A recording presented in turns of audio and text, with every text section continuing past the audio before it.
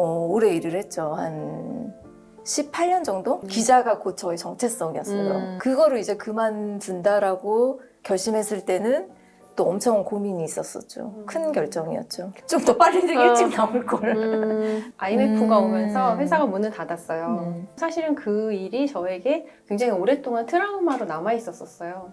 그리고 나서 제 커리어 계속 고민되죠. 저는 결혼도 했고 아이도 있고 독립된 개체이고 싶은 마음이 계속 있었거든요. 그냥 내 이름 정재경으로 살고 싶은 이 마음. 오늘은 이제 커리어 이야기 준비를 했는데요. 커리어가 일을 하고 있어도 어떻게 하면 더 잘할까 이제 고민하고 하고 있어도 이 네. 일을 계속할 수 있나 이런 고민도 계속되고. 그리고 50에도 하고 60에도 하고 20에도 하고 30에도 하고 평생 그냥 숙제 같다는 생각이 제가 들었어요. 그래서 그리고 이제 저희도 사실은 처음에 시작했던 일과 좀 다른 일을 지금 하고 있잖아요. 근데 이제 처음에 그럼 어떤 거 하셨었어요, 정확하게? 정확하게 저 같은 경우는 처음에 구성 작가를 방송국에서 하게 됐어요. 그래서 시작을 그렇게 했는데 이제 교양 프로 구성 작가로 들어갔는데 자막에 이제 문화재 제 몇 호 막 이런 거 나오잖아요. 근데 예를 들어서 269호야. 근데 259호로 나간 그런 사건이 있었던 거예요. 근데 막내가 자료 조사랑 막 이런 거 다 해서 올리잖아요. 근데 이제 난리가 난 거예요. 근데 그 문화를 견디지를 못하고 물론 잘못도 했지만 사고를 쳤네. 사고도 쳤지만 네. 막 너무 심하게 막 그게 층층이로 내려오는 거를 보고 아 여기는 내가 살아갈 수 있는 곳이 아닌 것 같다. 그리고 몇 개월 만에 이제 하차를 하고 그 다음에 이제 제가 오랫동안 일했던 게 매거진 잡지사의 에디터로 들어가서 오래 일을 했죠. 한 18년 정도? 한 회사에서요? 한 회사라고 할 수 있어요. 근데 한 회사에서 3번을 취직을 다시 했어요. 나갔다가 들어오고 나갔는데 또 오라 그래서 또 들어가고 그렇게 해서 3번을 똑같은 회사에 다시 들어갔어요. 엄청 능력자셨군요. 그렇기보다는 또 그 네. 회사가 저를 좋아하기도 했고 저도 그 회사를 너무 좋아했었고 그랬던 것 같아요. 근데 그때 왜 나오신 거예요? 제일 처음에 나왔을 때는 이제 제가 10년 차 되던 해 그리고 일을 하면 약간 갈아 만든 배처럼 이렇게 갈아가지고 하는 스타일이거든요, 제가. 그때는 또 젊고 막 이러니까 엄청 갈았을 거 아니에요. 근데 번아웃이 진짜 세게 왔어요. 그래서 근데 이제 다른 뭐 방송사나 이런 데들은 안식년 제도가 있잖아요. 근데 안타깝게도 저희 회사는 그게 없었어요. 그래가지고 10년 차 되던 해 정말 도저히 못하겠다 그래가지고 그만두고 유럽으로 떠났어요. 1년간을 계획을 하고. 그래서 반년은 런던에서 살아보기. 그때는 뭐 한 달 살기 이런 것도 없을 때예요. 근데 반년 런던에서 살아보기 하고 반년은 유럽 여행하고 아시아랑 이렇게 해가지고 다시 들어올 때쯤 되니까 들어오기 한 달 전부터 계속 회사에 전화가 다시 오라며. 그래가지고 다시 또 들어가고 또 들어가가지고 그때 이제 그 전에 직장 10년 정도 한 데가 우먼센스라는 매거진의 에디터였었고요. 뭐 패션, 뷰티, 인테리어 이런 거 두루두루 종합지죠, 인터뷰도 종합지. 다 했었었고 그 이렇게 두루두루 종합지는 하다가 자기만의 특화된 게 어느 순간에 몇 년 차 되면 맞아요. 생기거든요.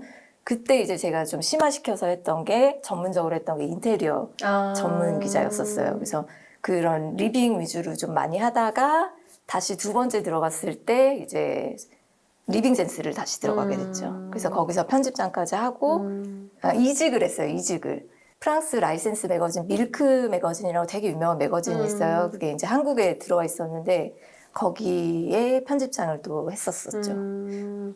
한 번 또 그만둔 적이 있었잖아요. 그때는 이 잡지 세상이 너무 좁아. 나는 더 큰 일을 할 수 있는 사람이야. 세계 무대로 갈 거야. 그래가지고 중국으로 취직을 했어요. 그래서 베이징에 있는 드라마 제작사를 제가 다녔었고 기획 PD 같은 거를 했었거든요. 그래가지고 근데 이제 중국말을 못하니까 통역을 전담 통역을 붙여줬었는데 원래가 말로써 사람을 설득하거나 사람이 얘기를 이렇게 끄집어내거나 이런 일을 하던 사람이 거쳐가지고 일들을 하니까 메이드가 잘 안 되는 거예요. 그리고 스트레스 너무 많이 받고 그래서 원형 탈모가 크게 생겨가지고 한 달에 한 번씩 한국 들어와서 치료하고 그거를 한 1년 반을 하다 도저히 이거는 내가 성과 낼 수 있는 일이 아니다 그래서 그만두고 또 매거진을 다시 들어왔었죠.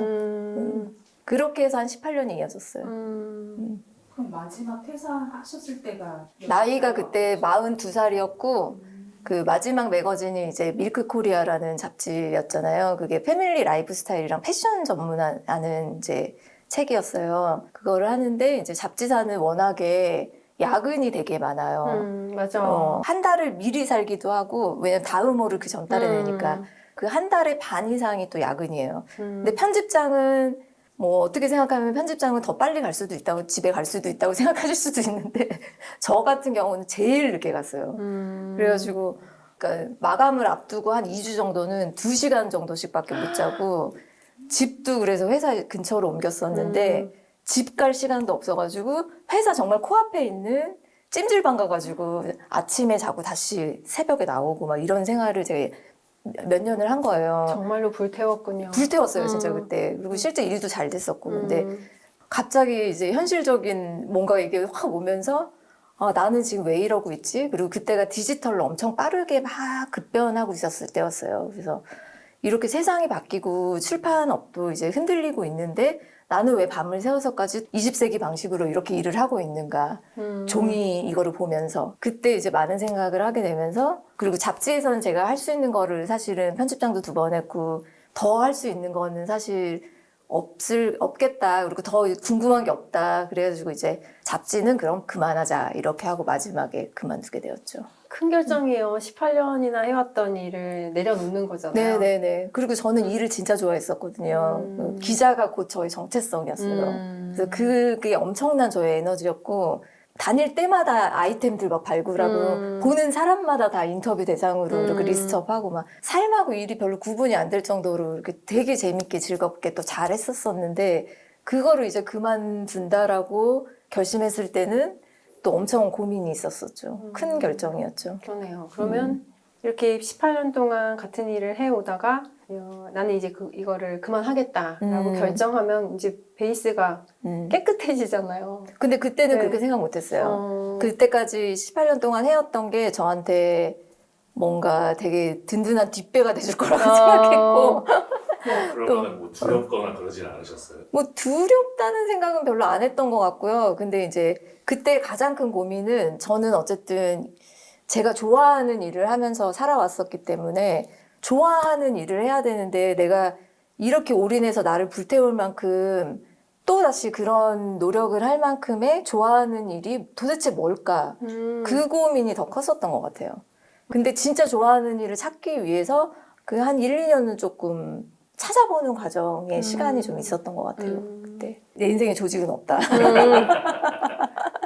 기자 생활하는 말미에 이제 뭐 맨날 새로운 거 보고 예쁜 거 보고 잘난 사람들 보고 막 이렇게 오랫동안 살았잖아요. 근데 어느 순간 그게 하나도 재미없다는 생각이 들었어요.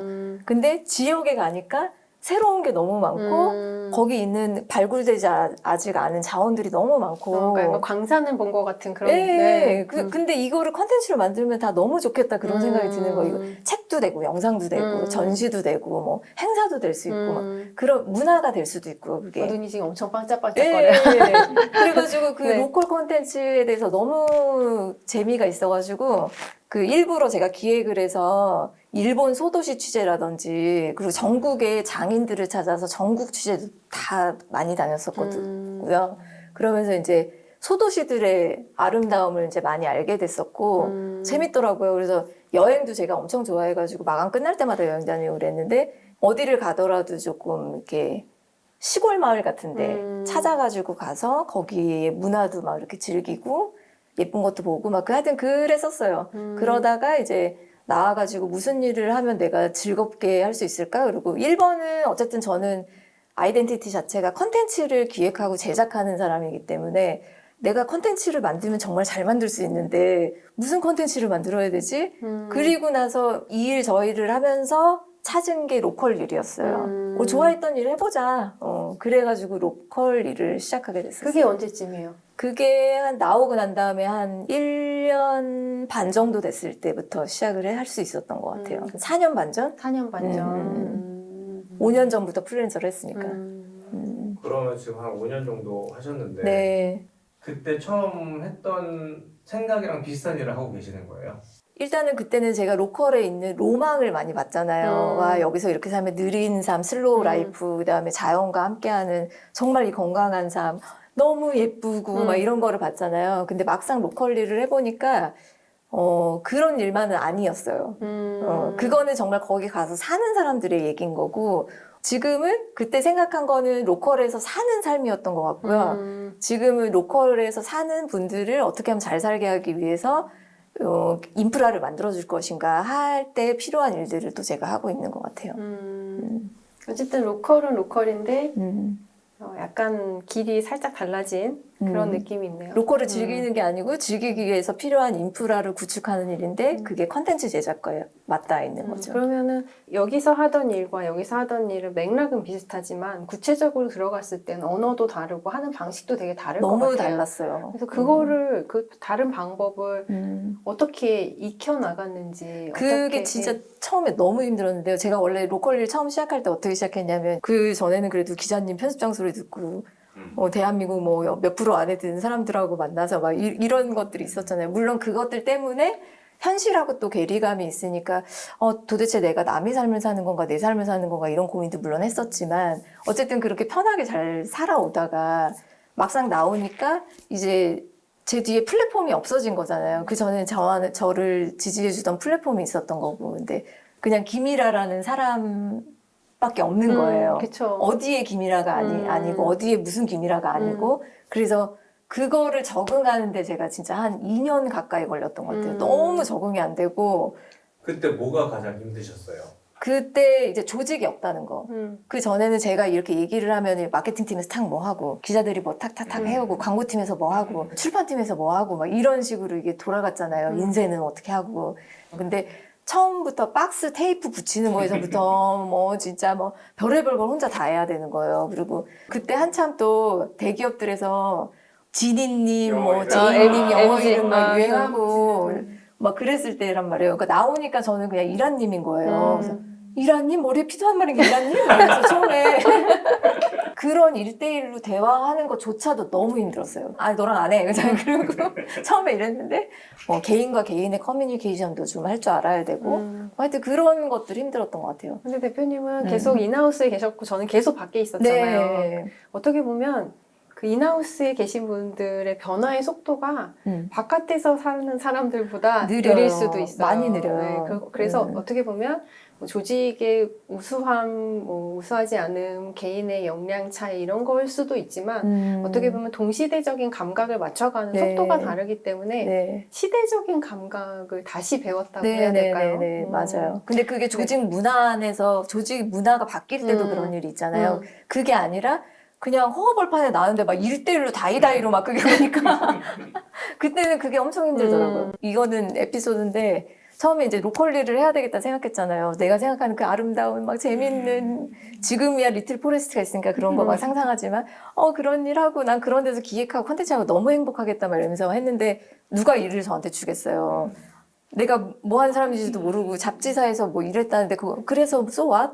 이거잖아요. 그래서 너무 뭐 할 줄 아는데 너무 고민이 되는 거예요. 그래가지고 그러면 어떻게 해야 되지? 이제 하다가 그때 마침 식구들이 서울에 다 살다가 김포로 이사를 갔어요. 물론 신도시긴 하지만 김포로 이사 갔는데 생각해보면 김포도 로컬이잖아요. 도농도시란 말이에요. 맞아요. 그래서 여기서 내가 사는 곳에서부터 한번 해보자라고 해가지고 지역에 그때 사회적 기업이 청년이 하는 사회적 기업이 있었는데 거기를 무작정 찾아갔어요. 제가 원도심에 아직 개발이 안 된 옛날 마을이. 그래가지고 거기 찾아가서 그분한테 제 이력서랑 포트폴리오 보여주면서 이런 일을 했던 사람이고 이런 일을 할 수 있는데 저랑 일해보시지 않을래요? 라고 해가지고 처음에 로컬 프로젝트를 시작했어요. 근데 좀 큰 프로젝트로 시작을 해가지고 어떻게 생각하면 운이 좋았었던 거죠. 그럼 가만히 있었으면 생겼을까요? 안 생겼겠죠. 두드렸죠. 그래가지고 그때 또 지역 동네 일대에서 거리 예술전 같은 것도 하고 10년째, 12년째 방치됐었던 옛날 건물, 상가 건물이 있었는데 거기를 다 털어가지고 개조를 해서 마을 미술관도 만들고 그런 재밌는 일들로 시작을 했어요, 로컬 일을. 어떤 전문성이 있는 상태에서 독립을 하는 것과 처음부터 다시 하는 거는 완전히 얘기가 너무 맞아요. 다르구나 네. 이런 생각이 들었고 저는 오라는 데가 없어가지고 어쩔 수 없이 프리랜서로 내 일을 할 수밖에 없었던 그런 상황이라 되게 입장이 다르긴 해요.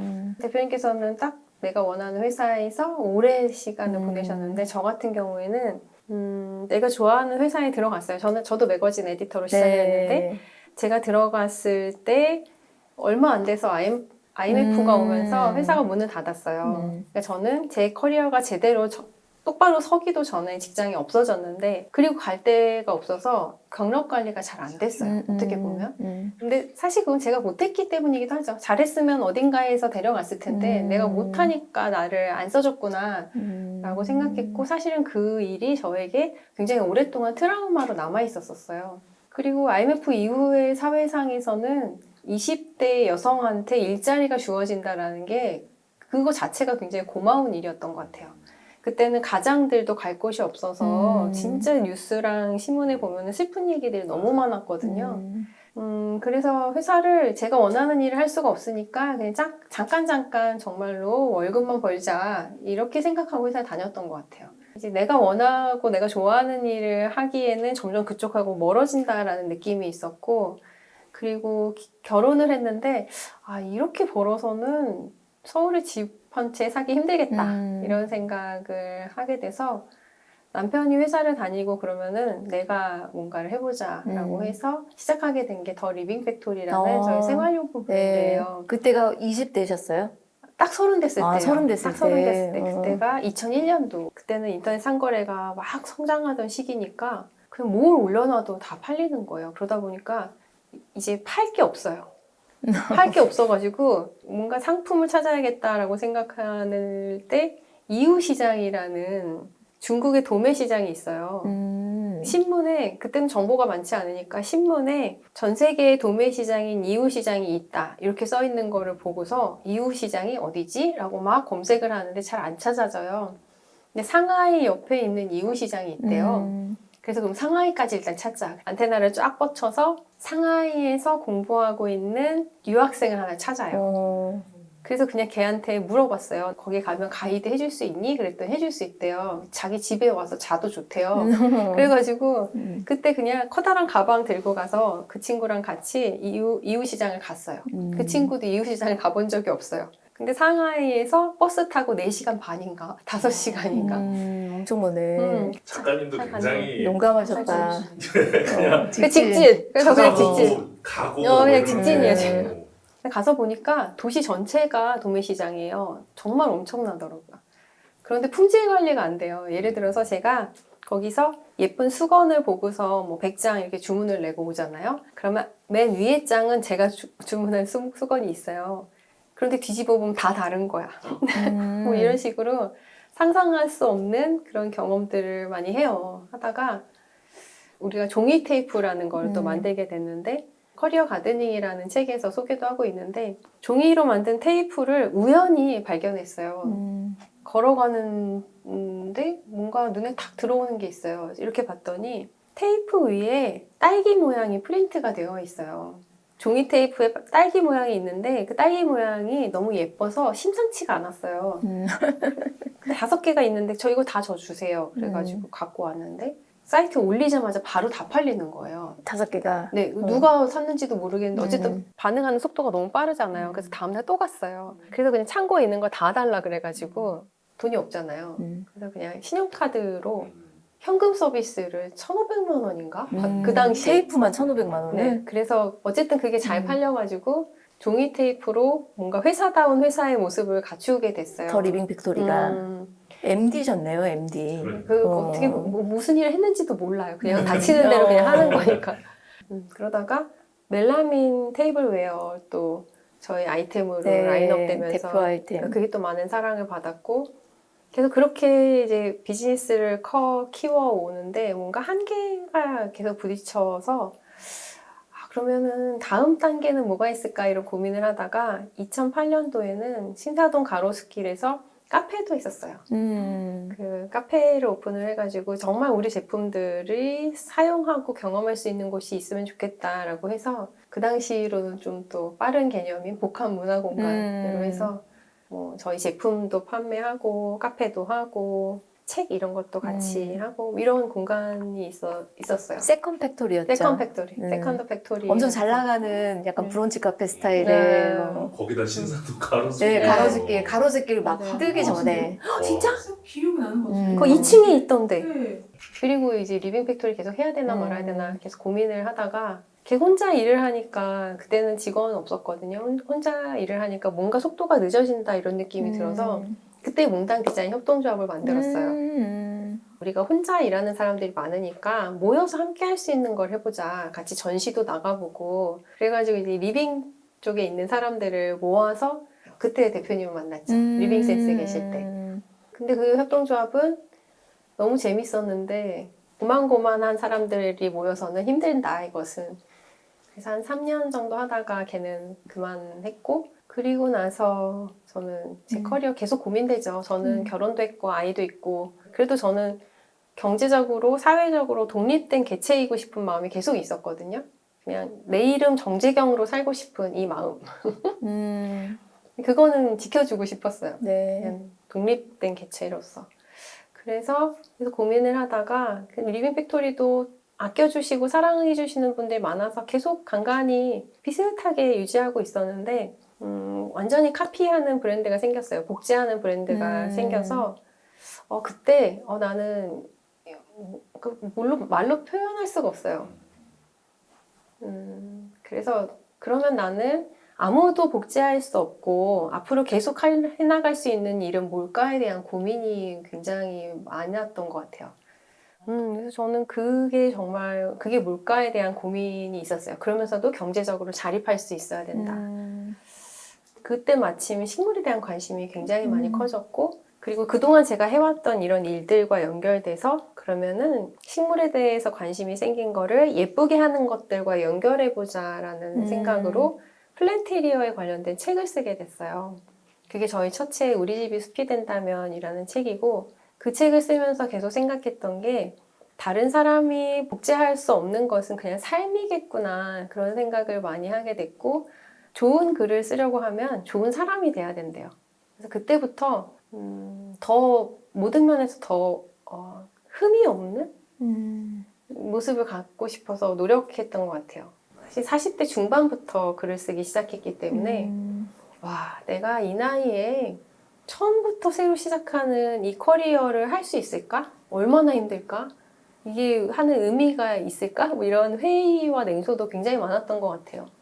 물론 매거진 에디터로 시작해서 글을 다룰 줄은 알아요. 그러니까 망치질을 그냥 이렇게 거친 망치질을 하듯이 글을 다룰 줄은 아는데 그런데 내 글을 쓰는 거랑은 또 다른 얘기인 거예요. 그래서 엄청나게 많은 노력을 했어요. 예를 들면 글쓰기에 관련된 책을 읽는 거는 너무나 당연한 일이고 글을 쓰는 것도 다양한 방식으로 테스트를 해봤어요. 아침마다 글을 쓰는 거, 그리고 손으로도 써보고 이렇게도 써보고 장소도 옮겨서 써보고 하루 종일 써보기도 하고 뭐 하여튼 이런 여러 가지 노력들이 있었고 그러다 보니까 어떤 날은 글이 정말 안 써져서 이렇게 막 엉엉 울은 적도 있어요. 출판사에서 먼저 연락이 온 거예요? 운이 너무 좋았죠.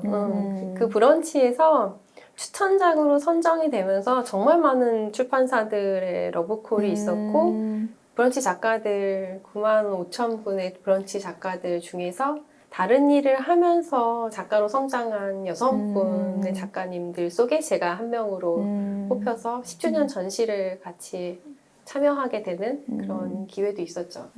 그렇게 전혀 새로운 어떤 분야에 도전을 한다라는 것은 사실 역량을 갖춰야 되잖아요. 그러니까 내가 열심히 하고 있는 것도 너무 중요하지만 경쟁력이 있어야 되는 건데 그 경쟁력을 갖추기까지는 정말 많은 노력을 해야 된다고 생각돼요. 나는 지금부터 시작하면 한 65세쯤 그때쯤 겨우 빛을 볼까? 그런 생각을 하면서 시작했던 것 같아요. 그러면 10년 동안 행복권을 낸다는 거는 진짜 엄청난 일인데 이렇게 꾸준히 쓸 수 있었던 뭐 습관이나 뭐 팁 같은 것도 있으세요? 그 10년에 7권 그러면은 굉장히 많은 것 같지만 더 훌륭한 분들이 많으시기 때문에 그냥 이것은 그냥 했구나 이 정도로 생각하고 있고 꾸준히 하는 것은 다 똑같아요. 다 직장에서 일을 하잖아요. 일하듯이 그냥 저도 일하듯이 그냥 글을 쓰는 거고 제 일이니까 일하듯이 그냥 쓰는 거고 처음에 7년 정도는 사람을 거의 안 만나고 글쓰기에 집중을 했었고 그또 마음속 한 구석에서는 사람도 하나도 안 만나고 7년이나 썼는데 그것밖에 못 써? 막 이런 소리도 막 들려요.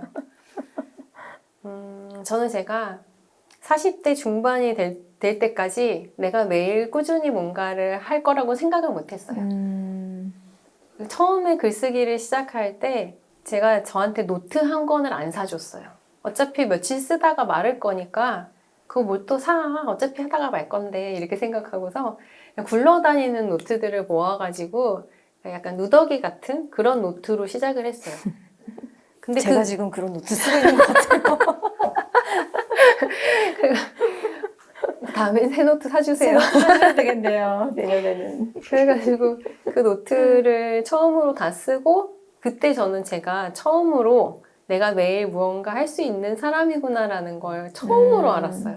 진짜 매일 뭔가를 하는 게 쉬운 일 같지만 진짜 어려운 일이더라고요. 네, 근데 그 100일쯤 지나니까 망치기 싫은 마음이 생기잖아요. 안 쓴 날이 있는 그 기분이 싫은 거예요. 그래서 계속 쓰게 됐고 지금 오늘 아침까지 한 3,090일 정도를 하루도 빼놓지 않고 매일 썼는데 그 매일 뭔가를 꾸준히 한다라는 그게 나한테 주는 자기 효능감과 자신감 같은 게 있어요. 그때 저는 처음으로 내가 자신감이라는 게 생겼구나라고 느꼈어요. 누가 나를 평가해주지 않아도 내가 나를 위해서 매일 뭔가를 하고 있다라는 그 마음이 주는 그 단단함이 있어요. 그 뿌리가 자라는 것 같은? 그거는 어떤 형태로든 매일 나를 위해서 내가 좋아하는 걸 꾸준히 해준다라는 그게 저는 모든 사람들한테 필요하다고 생각돼요. 일일처럼 글을 쓰셨다고 하셨잖아요. 정말 하기 싫었을 때 너무 그런 건 어떻게 극복하셨어요? 그럴 때도 있죠. 그럴 때는 저는 하기 싫다라는 말 자체를 지워버리라고 해요. 그냥 그런 말은 없는 말이에요. 그냥 지우개로 이렇게 지우면 우리가 언어를 통해 사유하기 때문에 뭔가 단어가 떠오르면 그 생각에 지배당하거든요. 근데 그걸 아예 잊어버리고 내가 하기로 한 건 그냥 하는 거라고 생각하면 그냥 하게 돼요. 하기 싫다는 말을 그냥 지워버리는 요거는 거죠. 약간 좀 반대되기도 하면서 약간 좀 다른 얘기인데 저는 엄청나게 그 강한 막 딱 직각으로 되어 있는 것 같은 그런 강박적인 삶을 살았거든요. 딱 일어나가지고 이거 해야 되고 저거 해야 되고 몇 시에 뭐 해야 되고 그거를 10몇 년을 했잖아요. 이거 안 하면 안 되니까 하고 그냥 싫고 좋고가 없어요. 그냥 하는 거예요. 근데 그렇게 살다가 이제 세게 번아웃들을 맞고 저는 약간 이제 저를 좀 느슨하게 놓은 상태로 새로운 삶을 살고 있거든요. 그러니까 다 각자의 방식이 좀 다르다라는 생각이 좀 들기는 해요. 저는 이제 좀 두 분한테 궁금한 게 그럼 이제 커리어를 바꾸시길 잘했다고 생각하세요? 아니면은 그리고 그다음에 앞으로의 방향성에 대해서도 좀 같이 이야기를 해주시면 좋을 것 같아요. 저 같은 경우는 사실은 좋아하는 일을 찾기까지 뭐 1, 2년 정도 걸리기는 했지만 찾은 다음에는 그 생각을 했어요.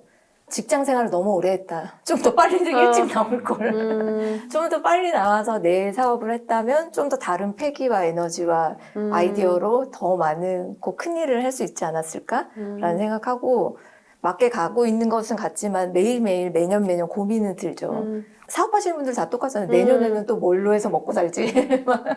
똑같은 고민하고 하는데 그래도 전체적인 방향 자체는 어쨌든 맞게 왔다고 생각을 하고 내년에는 조금 더 많은 사람 조직이랑 협업하고 좀 규모가 큰 일? 이런 거를 좀 해보고 싶다는 생각. 그래서 그 프로젝트가 무엇이 될까 지금 고민 많이 하고 있어요. 저는 10년 전에 저에게 정말 잘했다고 말해주고 싶고 그리고 커리어는 저는 계속 고민이 되는 것 같아요. 탄탄한 조직에 있건 뭐 내가 개인 사업을 하고 있건 커리어에 대한 고민은 그냥 인생에 대한 고민처럼 계속 되는 것 같고 앞으로 어떻게 무엇을 할 것인지는 저도 잘 모르겠어요. 그래서 저는 앞으로 제 커리어가 어떻게 될지는 모르겠지만 어쨌든 저는 90살까지 일하고 싶어요.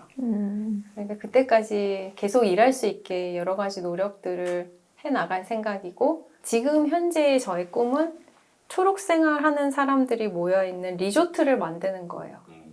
그 아름답고 편안하고 좋은 관광거리를 즐기는 것도 좋지만 저는 그 공간에 갔을 때 뭔가 정신적으로도 의미 있는 성장이 있었으면 좋겠다는 생각들이 있었어서 그런 형태를 꿈꾸고 있는데 어떻게 발현이 될지는 아직은 잘 모르겠어요. 근데 그 리조트 돈 있어야만 갈 수 있는 거 아닌가요? 아, 비싼 리조트? 너무 고급 리조트 아닌가요? 아직 어렴풋하네요.